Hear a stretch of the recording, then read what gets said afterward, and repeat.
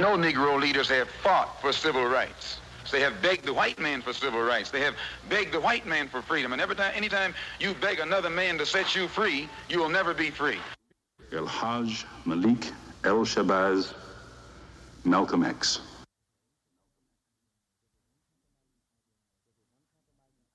With his uncompromising ideologies, Malcolm X, born on May 19, 1925, has been dubbed as one of America's most outspoken critics. From a life of hustling and crime on the streets of Harlem and Boston, not quite 21, Malcolm Little found himself in prison.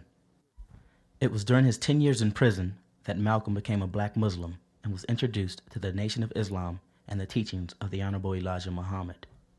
Don't be shocked when I say I was in prison. You still in prison.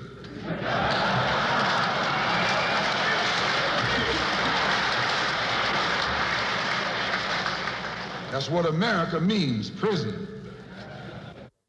Having renamed himself Malcolm X and becoming assistant minister of the Nation of Islam's Temple No. 1 in Detroit, Malcolm X's revolutionary ideas added a new dimension to the civil rights movement. No Negro leaders have fought for civil rights. They have begged the white man for civil rights. They have begged the white man for freedom. And anytime you beg another man to set you free, you will never be free.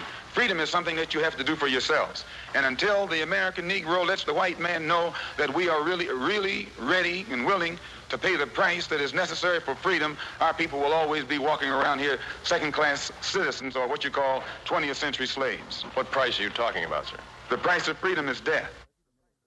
With his urgent militancy, Malcolm X quickly rose to national attention.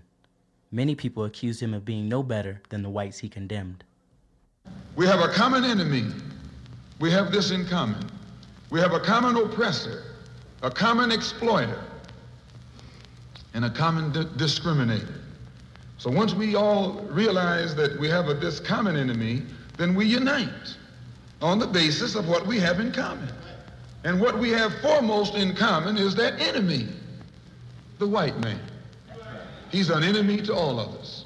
I know some of you all think that some of them aren't enemies. Time will tell. In 1964, after building up the Nation of Islam for 10 years, Malcolm X was silenced from public speaking. He was silenced by Elijah Muhammad for his unauthorized remarks on the assassination of President Kennedy. Malcolm referred to the assassination as a case of the chickens coming home to roost. Several months later, Malcolm was banned from the nation permanently. Ousted from the movement, Malcolm journeyed to Mecca for the holy pilgrimage.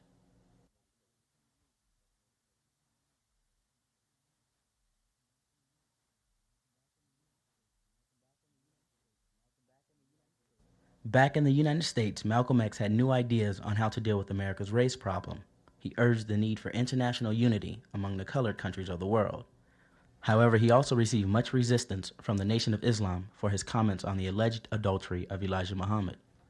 We have to have the type of understanding of Africa and the type of understanding of our people here in order to build a line of communication between the two. And once the lines of communication have been established, and our African brothers can stretch forth their hands and reach us, and we can stretch forth our hands and reach them, why, there's nothing that this blue-eyed man in this country will be able to do to you and me successfully from that day onward.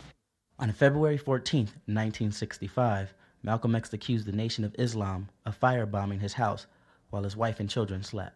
I think that people saw him as becoming truly dangerous after his trip to Mecca. There's no such thing as a Negro revolution. There's a black revolution, but not a Negro revolution.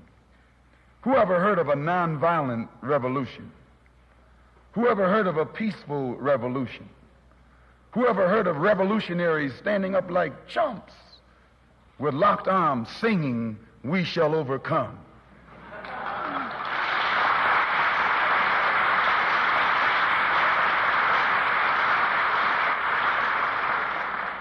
Who ever heard of a revolution based on a desegregated lunch counter and a desegregated theater and a desegregated public park and a desegregated toilet, which they call public accommodation? Alex Haley on Malcolm X.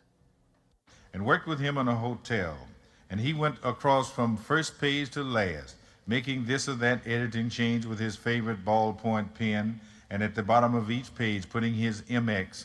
And then he said to me, I don't think I'm going to live to read this in print. Malcolm proved to be very prophetic because it was less than 2 weeks later he was shot to death in the Audubon Ballroom. On February 21st, 1965, while addressing an audience in the Audubon Ballroom, Malcolm X was assassinated.